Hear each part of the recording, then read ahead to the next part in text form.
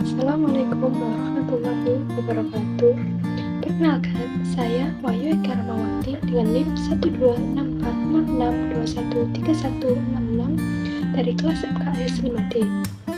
Di video kali ini, saya buat untuk memenuhi tugas ujian akhir semester mata kuliah Manajemen Portofolio dan Investasi yang diampu oleh Bapak Anang Haris Firmansyah. Dalam video kali ini, saya akan memaparkan materi mengenai analisis fundamental saham BRIS dan saham PTSN, serta sedikit penjelasan mengenai suku negara. Nah, berbicara tentang saham serta analisis fundamental, kita harus mengetahui apa maksud dari saham serta analisis fundamental. Saham atau stok merupakan salah satu instrumen pasar keuangan yang paling populer. Menerbitkan saham merupakan salah satu pilihan perusahaan ketika memutuskan memberikan pendanaan pada suatu perusahaan. Di sisi lain, saham merupakan instrumen investasi yang banyak dipilih oleh para investor karena saham mampu memberikan tingkat keuntungan yang menarik. Nah, selanjutnya, apa sih analisis fundamental saham? Analisis fundamental saham adalah metode evaluasi nilai suatu saham berdasarkan faktor-faktor fundamental perusahaan. Ini meliputi kinerja perusahaan, persaingan industri, dan analisis ekonomi makro dan mikro. Analisis fundamental membantu investor membuat keputusan investasi yang lebih matang dan dapat digunakan untuk memprediksi tren jangka panjang di pasar saham. Nah, untuk materi yang pertama yaitu saham BRIS. Apa sih saham BRIS itu? Nah, di sini saya akan menjelaskan apa yang dimaksud dengan saham BRIS. Saham BRIS sendiri merupakan saham dari Bank Syariah Indonesia, yang mana bank ini merupakan bank yang bergerak pada bidang perbankan syariah. PT Bank Syariah Indonesia Tbk atau BRIS didirikan dengan nama PT Bank Jasa Arta pada tanggal 3 April 1969. Perusahaan beberapa kali mengalami perubahan nama dari PT Bank Jasa Arta menjadi PT Bank Syariah BRI, dan pada tahun 2009 berganti nama menjadi PT Bank BRI Syariah. Bank Syariah Indonesia diresmikan pada tanggal 1 Februari 2021, tepatnya pukul 13 waktu Indonesia Barat. Bank ini merupakan hasil penggabungan antara Bank Syariah Mandiri, Bank BNI Syariah, dan Bank BRI Syariah.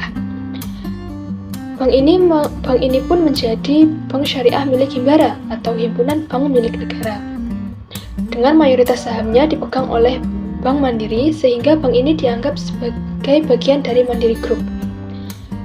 PT Bank Syariah Indonesia Tbk atau BRIS melakukan IPO pada tanggal 9 Mei 2018 dengan harga penawaran sebesar Rp510 per lembarnya. Nah, untuk analisis fundamental pada saham BRIS sendiri bisa dilihat pada nilai net profit margin atau NPM-nya. Net profit margin sendiri merupakan persentase laba bersih yang diperoleh oleh perusahaan dari pendapatan setelah mengurangi semua biaya. NPM sendiri menggambarkan seberapa efisien perusahaan menghasilkan keuntungan dari pendapatan. Semakin tinggi persentasenya, semakin baik profitabilitas perusahaannya. Nah, di saham BRIS ini sendiri bisa dilihat grafik NPM yang telah saya paparkan. Di sini NPM perusahaan BRIS lebih dari 10%, yang mana artinya profitabilitas dari saham BRIS dinyatakan baik. Selanjutnya, untuk analisis fundamentalnya bisa dilihat pada ROE, yang mana ROE ini digunakan untuk mengukur seberapa besar keuntungan yang dihasilkan perusahaan dibandingkan dengan modal yang disetor oleh pemegang saham. ROE berguna untuk membandingkan profitabilitas perusahaan dengan perusahaan lain dalam industri yang sama. Nilai ROE yang semakin besar menunjukkan bahwa perusahaan lebih mampu mengelola modal yang dimiliki untuk menghasilkan laba. Pada saham BRIS bisa dilihat grafik yang telah saya paparkan di samping, yang mana ROE dari saham BRIS kurang dari 15%, yang mana artinya profitabilitas dari saham BRIS dinyatakan kurang baik. Selanjutnya bisa dilihat analisis fundamental untuk saham BRIS bisa dilihat pada earning per share atau EPS-nya. EPS sendiri merupakan keuntungan perusahaan yang dialokasikan untuk setiap lembar saham biasa yang beredar.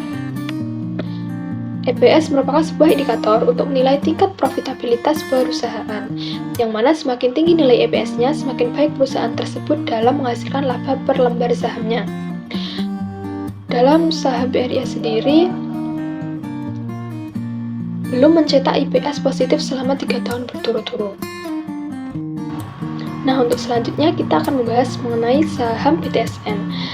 Saham PTSN atau PT Sat Nusa Persada Tbk dengan kode emiten PTSN adalah sebuah perusahaan manufaktur elektronik yang didirikan pada tahun 1990 yang berlokasi di Pulau Batam, Indonesia. Didirikan oleh Abidin Van Hasibuan yang saat ini menjabat sebagai Direktur Utama perusahaan. Sat Nusa Persada mulai beroperasi sebagai pemasok printed circuit board atau PCB dan perakitan komponen mekanis untuk memasok industri multinasional yang berlokasi di Batam. Saham PTSN melakukan IPO pertama kali pada tanggal 8 November tahun 2007 dengan harga saham perdana sebesar Rp150 per lembar. Saham PTSN sendiri merupakan perusahaan yang memiliki beragam produk dan jasa, termasuk jasa perakitan dan industri perakitan. Selain itu, PTSN juga memiliki sejarah divestasi saham dan kinerja harga saham yang terpantau naik dalam kurun waktu tertentu. Untuk analisis fundamental pada saham PTSN bisa dilihat pada NPM-nya atau Net Profit Margin. Seperti yang telah saya jelaskan tadi bahwa Net Profit Margin menggambarkan seberapa efisien perusahaan menghasilkan keuntungan dari pendapatan, maka semakin tinggi persentasenya, semakin baik profitabilitas dari perusahaan tersebut. Nah, dilihat pada grafik NPM di samping, yang mana NPM dari saham PTSN kurang dari 10%, yang artinya profitabilitas dari saham PTSN dinyatakan kurang baik. Selanjutnya bisa dilihat pada ROE-nya, yang mana ROE sendiri berguna untuk membandingkan profitabilitas perusahaan dengan perusahaan lain dalam industri yang sama.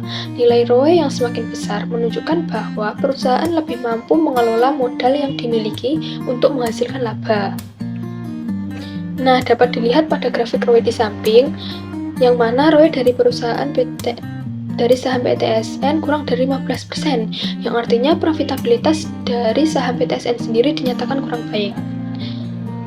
Analisis fundamental yang selanjutnya bisa dilihat pada EPS-nya, yang mana semakin tinggi nilai EPS, semakin baik perusahaan tersebut dalam menghasilkan laba per lembar sahamnya. Dilihat pada grafik EPS di samping, yang mana perusahaan Sat Nusa Persada Tbk belum mencetak EPS positif selama 3 tahun berturut-turut. Selanjutnya yaitu Sukuk Negara.